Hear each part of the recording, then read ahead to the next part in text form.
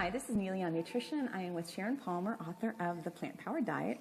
We're talking about plant-powered diets, and I wanted to pick Sharon's brain a little bit about organic. We hear so much, so organic. First of all, let's define what organic is. Well, organic is regulated by the United States Department of Agriculture, and it's a very rigorous process in which foods have to be certified. You know, the production has to be certified.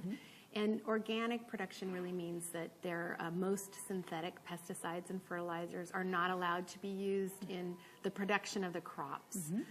There are a lot of detailed regulations about how the crops have to be grown in order to carry the certification for organic. So a lot of consumers are interested in organics, I think, because of the pesticides. They like to see reduced intake of the pesticides in the plants, you know.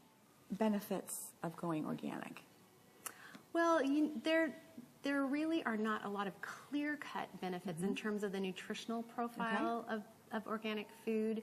In fact, the studies have shown different things. There was one big study that came out that showed that there was really not a big nutritional difference between an organic and a conventional plant. But some studies have found a little bit higher intake of nutrients and antioxidants.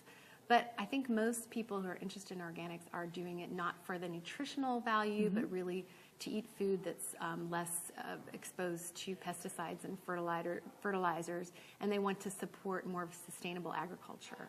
And I'm very balanced in my approach too. It's like I'd much rather, and I know you've said too, much rather just eat your fruit and vegetables versus, you know, sometimes I hear people, if they can't buy organic, why bother?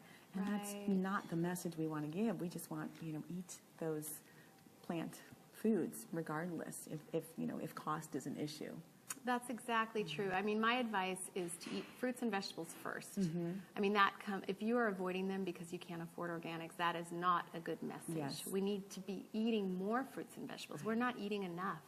And they're so important to health. They have all these nutrients that we need and phytochemicals that protect our health. And if we can get local, you know, local conventionally grown versus organic that might come, you know, from another country.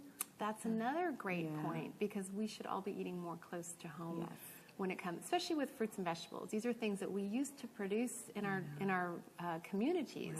You know, and a couple of generations ago, everybody had a kitchen garden. So, you know, we all ate locally, and now we're shipping around so much produce. So I think it's great if you can find produce that comes closer to home. Wish everybody could have a garden. That's the best organic food you can have. I remember growing up, you know, my mom would say, go out to the garden and pick our salad. The quality is so much better when you can, you know, grow your own produce. And the second best to me would be local farmers market, or, you know, and supermarkets are getting better now too. They're having local foods too. So it's much more available than it was 10 years ago. Great. Eat those fruits and veggies. That's right. I've never seen one study that shows that they're bad for you. Have you? I don't think there are. I don't think there is a study. I know. So, okay, great. Again, Sharon Palmer, author of The Plant-Powered Diet. Thanks for watching Neily on Nutrition, and we'll see you in the next video.